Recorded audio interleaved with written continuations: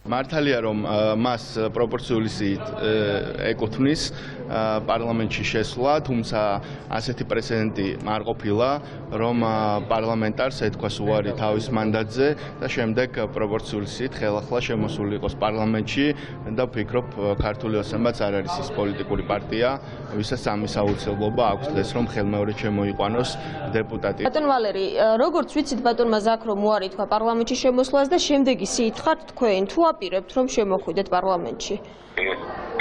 რა არის თქვენი мотивация, რომ შემოდიხართ პარლამენტში? რა ვიცი, შემოვალ და მე მახოთ, რა ვიცი, რა. გქონდათ კონსულტაციები მმართველ გუნდის წევრებთან უკვე? არა, მქონია.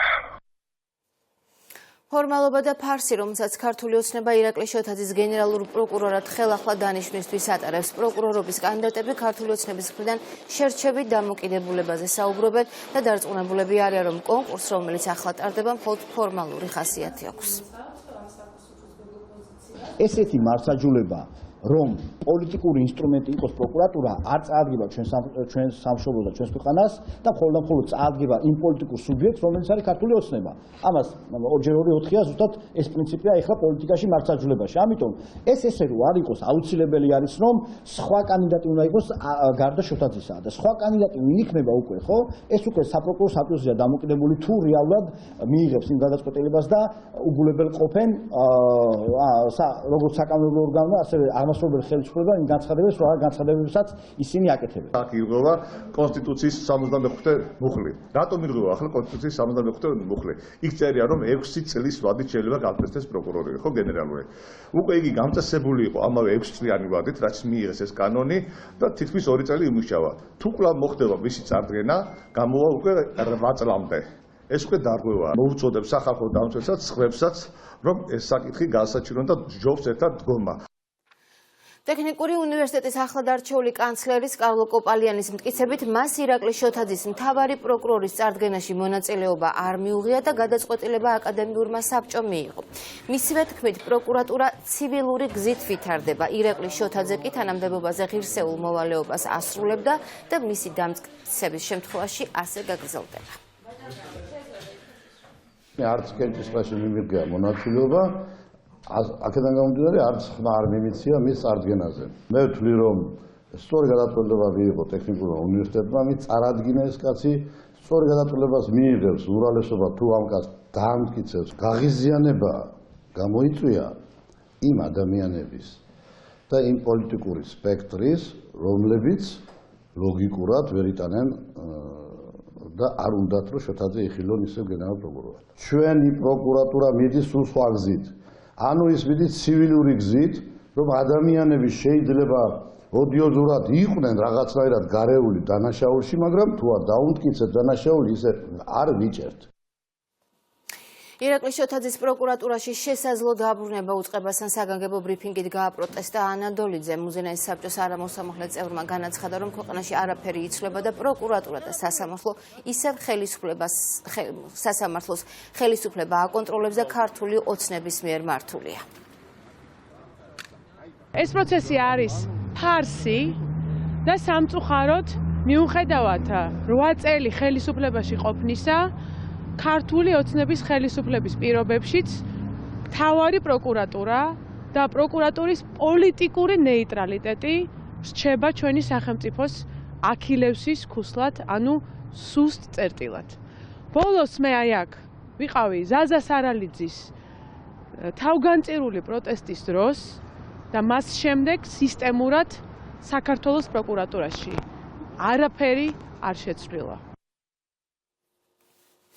ახალი შტურმი ამერიკის ეროვნულ დემოკრატიულ ინსტიტუტზე. ხელისუფლების შემდეგ NDI-ის პატრიოტთა ალიანსი უტევს. დღეს ირმა ინაშვილმა NDI-ის თბილისის ოფისის ხელმძღვანელი ნაციონალურ მოძრაობასთან კორუფციულ გარიგებაში დაადანაშაულა და თქვა, რომ კვლევების გაყალბებაში ლორა თორტონი ფულს სწორედ ნაციონალური მოძრაობისგან იღებს. NDI-ის თბილისის ოფისის ხელმძღვანელი ქალბატონი ლორა თორტონი, მე ასე ვფიქრობ, რომ ფინანსურად არის დაინტერესებული ნაციონალური მოძრაობის ლიდერების მხრიდან. მე მოვითხოვ, რომ ჩვენი სახელმწიფოს საგამოძიებო სტრუქტურებმა დაიწყონ გამოძიება, მით უმეტეს, რომ NDI-ის და AIRA-ის თბილისის ოფისები პარტნიორობენ და თანამშრომლობენ ადგილობრივ ქართულ კომპანიებთან. ჩინეთი ახალ ვირუსთან ბრძოლას იწყებს ატიპის ვირუსულმა ინფექციამ, რომელიც ახლახანს დაფიქსირდა უკვე 3 ადამიანი იმსხვრპლა. დაავადებასთან დაკავშირებით განცხადებები გაკიდა საქართველოშიც. საშიშ ვირუსთან დაკავშირებით დაავადებათა კონტროლის ცენტრის ინფორმაციით ამ ვირუსის გავრცელების ალბათობა უკიდურესად მინიმალურია, თუმცა გეგმა შემუშავებულია, რომელიც იმ შემთხვევაში ამოქმედება, თუ ჯანდაცვის მსოფლიო ორგანიზაცია რაიმე რეკომენდაციას გასცემს. ამ ეტაპზე არანაირი შეზღუდვა არ არსებობს. საქართველოში ისევ აქტიურია ვირუსები, B-ტიპის ვირუსის მატების შემთხვევები გაზრდილი არ არის, მხოლოდ რამდენიმე პროცენტით არის გაზრდილი მიმართვიანობა კლინიკაში. ჩვენ გვაქვს შიდა უკვე კონცეპტუალურად შიგნით ჩვენთან დაავადებათა კონტროლის ცენტრში შეთანხმებული პრინციპები, ვთქვათ, გეგმისა, რომელზედაც ვმუშაობთ, მაგრამ კიდევ ერთხელ ხაზს უსვავ, რომ ამ ეტაპზე საშიშროება არც თეორიული და არც პრაქტიკული იმისა, რომ ქვეყანაში ვირუსი იქნეს იმპორტირებული, არ გახლავთ. საქართველოში არათუ იმ ქალაქიდან, საერთოდ ჩინეთიდან ჩარტერული რეისები არის ხოლმე და ჩინეთის რუქას თუ დახედავთ, დიდი ქვეყანაა ხო და მეთანხმებით. იმ ქალაქიდან იმ ქალაქამდე, სადაც საქართველოში ჩარტერული რეისები ჩამოდის ხოლმე, დაახლოებით იგივე მანძილია, რაც თბილისიდან მოსკოვამდე. ან სტამბულამდე. არავის არის საფუძველი შეშინების, რომ არიქა მოვიდა ჩინეთიდან, ნამდვილად არ არსებობს. პოლიციის მხრიდან ძალის გადამეტება და უყურადღებობა ამ საკითხებზე ისაუბრა თანასწორობის მოძრაობის ოფისში ტრანსგენდერმა ქალმა გაბრიელა. მან 18 დეკემბერს ტრანსგენდერ ქალებზე მომხდარი თავდასხმა გაიხსენა, რომელიც ცირკის მიმდებარე ტერიტორიაზე შეშის მიტანას მოყვა. ისინი მოითხოვენ მათი უფლებების დაცვას და პოლიციისაგან მეტ პასუხისმგებლობას. ძალიან გახშირდა პოლიციის მხრიდან მსგავსი ქმედებები, ანუ იმის მაგივრად რომ დაგეხმაროს და აღმოგიჩინოს დახმარება, პირიქით აქეთ ცდილობენ პროვოკაციება გაგიკეთონ და მერე დაგაკავონ დაუმორჩილებლობაზე. ჩვენ არ გვაღიარებს სახელმწიფო, ზოგადად ტრანსგენდერებზე მაქვს საუბარი, უარყოფს ჩვენს არსებობას.